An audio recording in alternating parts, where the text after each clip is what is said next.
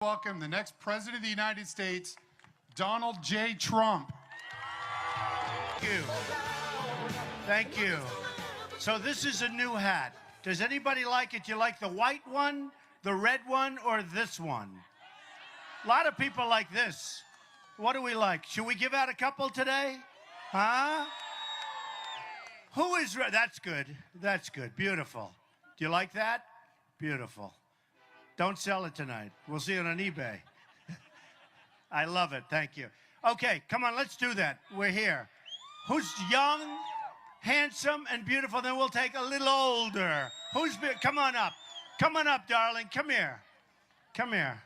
Okay, what's your name? Haley. Here you go, sweetheart. Okay. So the New York Times is doing a story tomorrow on the hat.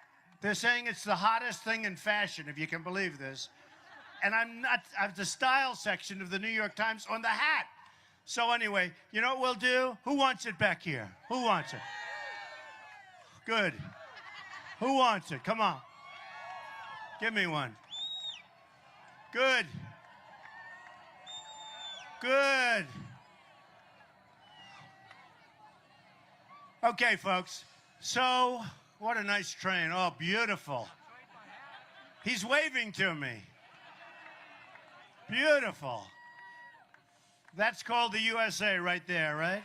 That's called the USA. Beautiful. Man, I love that stuff. I love that picture. So, we just came out with another poll, a poll in Iowa. We're way ahead, and that's great. Hi. And that's so great. And I've been here so many times. I'm going to the football game. Can you believe it?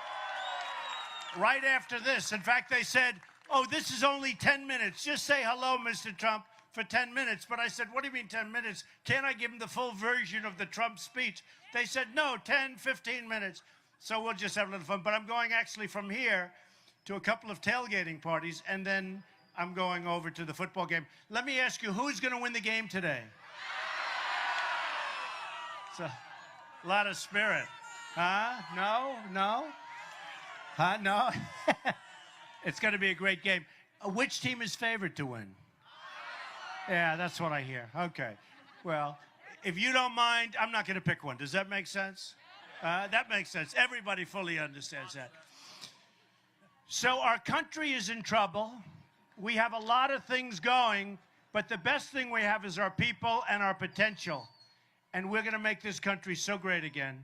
We're going to make it strong. We're going to make it powerful. We're going to build up our tremendous armed forces. You know, they've been depleted very badly. I tell the story, 2,300 Humvees. Think of that. 2,000. And when I heard that number, I said, you know what? Can't be possible. They mean 23. They mean 2. They mean 15. 2,300 armor-plated, the best in the world, the best they've ever made, which, frankly, if we had them for our young men and women, they wouldn't have been injured so badly, so horribly. And one bullet gets shot up in the air, and they're all gone. They go to the enemy. So the enemy has them right now because we have stupid, stupid leadership. We have people... We have people that don't know what they're doing, and we just can't go on like this. So for the last year, I've been talking about 18 trillion in debt. So now it's 19 trillion in debt, and now it's going to start going up fast. Obamacare starts kicking in 16 because Obama didn't want it to kick in while he's president. And it is going to be a catastrophe. We are going to repeal Obamacare and replace it with something great, with something really good. We will do that, too. And there's so many. Look at what's happening to your premiums. Look at what's happening. Look at what's happening to deductibles. They're going so high, unless you're dead, you're not going to be able to use them. No, I mean, it's ridiculous. The deductibles are so high, you're not going to be able to use it. And your premiums are through the roof. I mean, it's a total catastrophe. And you know what? We have so many other bad things happening that people aren't talking about Obamacare that much anymore. Do you notice it? And yet when you bring it up, remember the $5 billion website? Because I'm not going to forget it. The $5 billion website that doesn't work And I think we all know. So we're going to take care of that. We're going to take care of our military. We're going to have a military. And by the way, we're going to take care of our vets. We've got a lot of vets. We are really going to take care of our vets. You know, they're our greatest people. We are going to take care of our vets like they should be. 2 weeks ago on Wednesday, it was reported the longest wait in the history of the Veterans Administration. People are waiting 3, 4, 5 days to see a doctor. And I tell the story, I read it in one of the papers, where a man, pretty badly injured, waited 5 days. And after the final wait, the doctor said, "I'm sorry, I can't see you now. I'm going on vacation." I mean, think of it. If I go to a doctor, if I have to wait more than like 12 minutes, I'm going crazy. So we're a little spoiled. But I will tell you this. We're going to take care of our vets. We're going to build up our military so big and so strong that we won't ever have to use it, perhaps. And that would be great. We are going to build the wall. We're going to stop illegal immigration. We're going to stop it. And, you know, that's something. I hear these politicians. I just can't stand them anymore. And somebody said, "You're a politician." I said, please. For 3 months, I've been a politician. Do you believe it? All my life, I've dealt with politicians. You know, if you can't make it with a politician, you might as well give up. I've spent my whole life. I help them. They'll do whatever. You know, the whole thing is, I hope we don't have too many politicians. We'll exclude the people that are in this audience. But I'm now a politician, which is crazy to me. It's crazy.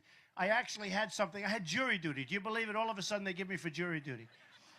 And it said occupation. And I guess I'm supposed to say politician, but I put down real estate. I can't do the politician. But politicians are all talk. They're no action. They go to Washington. They tell you they're going to do all these things, and they never get done. And then you have some people, you think, oh, these are my people. These are great. This guy or this woman is going to be fantastic. They go to Washington, and they change.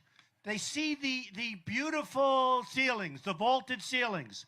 They see the beautiful marble columns, and something happens. I say they become impotent. Is that a correct word to use? They become impotent.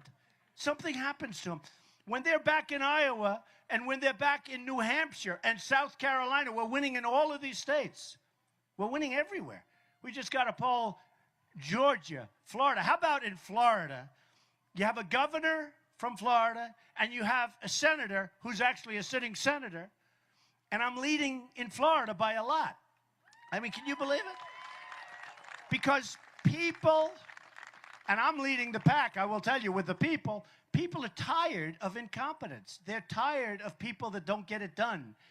And you look at our budget, it's massive. It's massive. Somebody like Jeb Bush is in favor of Common Core, meaning your children are educated from Washington, D.C. Who could want this? And you know, when you listen to these people, like the Common Core people, they can't explain it. There's no justification. If I'm in Iowa, and if I have my children in Iowa, I want local education. The local teachers and the local administrators will do a better job. Then you have people, so I came out, as you know, with my immigration plan, and I'll tell you what, it's been really well received, better than I thought. And I thought it was a little bit stringent, a little tough, and a lot of people think, oh, could you make it tougher? It's true, but it is a pretty firm plan. If you're illegal, you got to go back. You got to go back. Now, if somebody's great and they've been here for a long time, I don't think we can, and I can't live with doing anything. We can move it. We can move the process. You have people that have been here a long time, but they got to go back. They got to. We got to build a wall, and we got to get rid of the bad ones. We got some real bad ones. You know, a lot of the gangs that you've been reading about in these different places, including like Chicago and a lot of the places, not to mention names, but a lot of the places, they're illegals, and they're tough dudes. They're tough. They're out of here. I'll tell you what, before I even get the wall started, they're gone the first day. One of the first things, they're gone. They're gone. So We're going to take back our economy.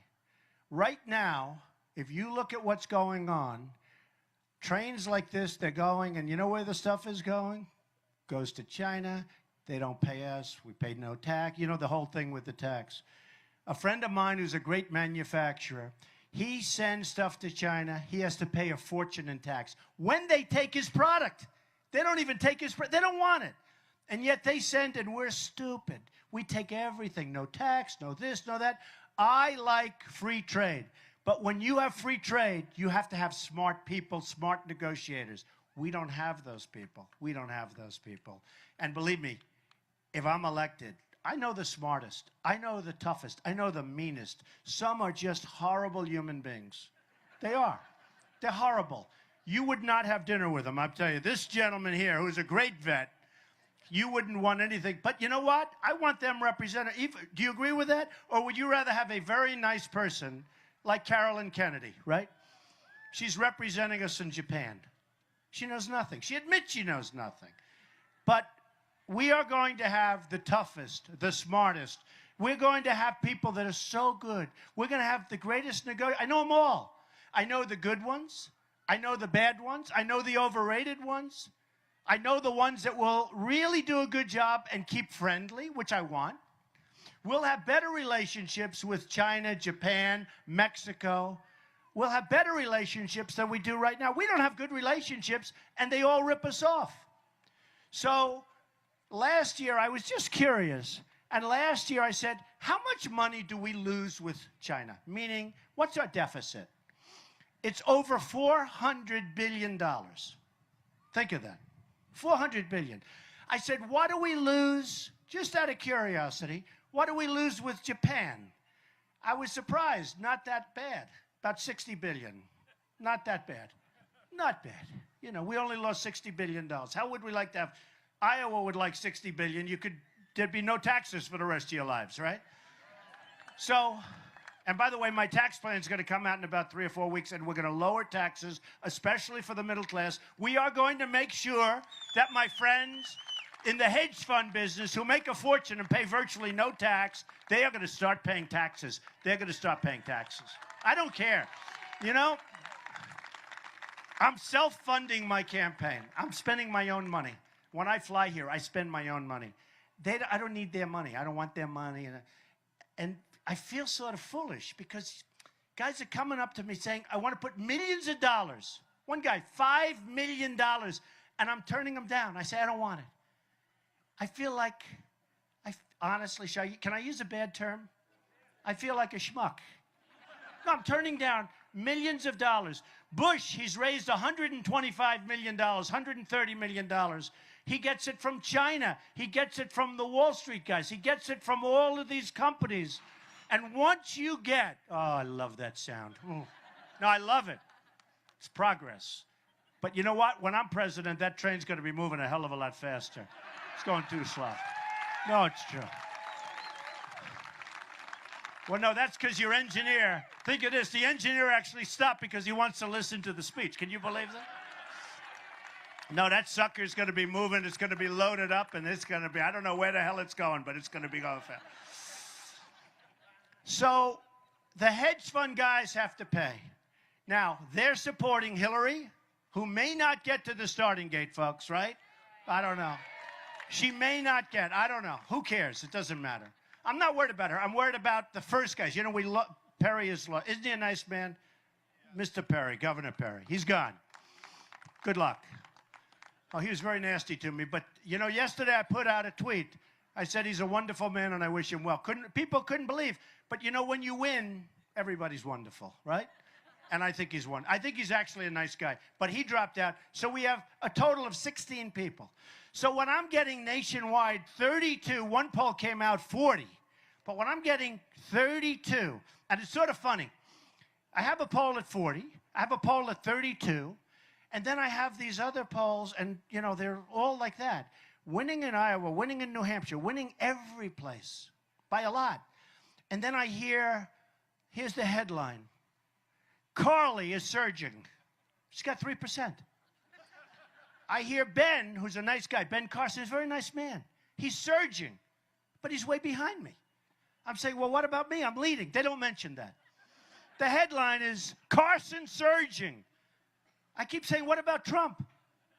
I say, oh, well, you're leading, but, you know.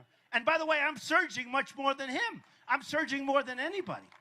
Because, look, I mean, in all fairness to Ben hit me on my faith.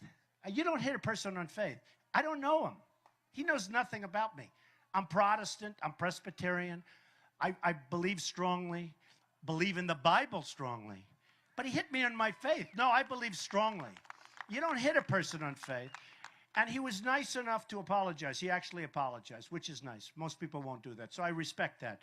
But it's a tough thing when you get hit on faith. But the one thing we need in this country, we need energy. I see where the evangelicals are supporting Trump largely. And I'm leading with the evangelicals. And you know, part of the reason that they like me, and I think strongly, is they want to see our country. They're smart people. They know that I may not be perfect. And they know that. And maybe 10 years ago and 4 years ago, they said, no, he's not perfect. He's not perfect. And we can't. But you know what I'm really good at? I'm really good at making deals and making this country rich and bringing it back. And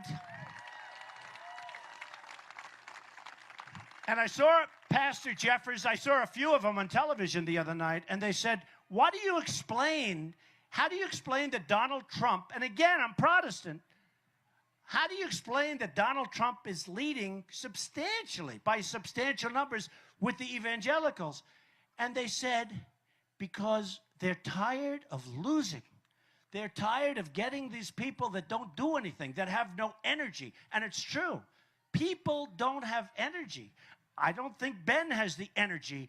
Ben is a nice man. But when you're negotiating against China and you're negotiating against these Japanese guys that are going to come at you in waves, and they think we're all a bunch of jerks because our leaders are so stupid and so incompetent and so inept, we need people that are really smart, that have tremendous deal-making skills, and that have great, great energy.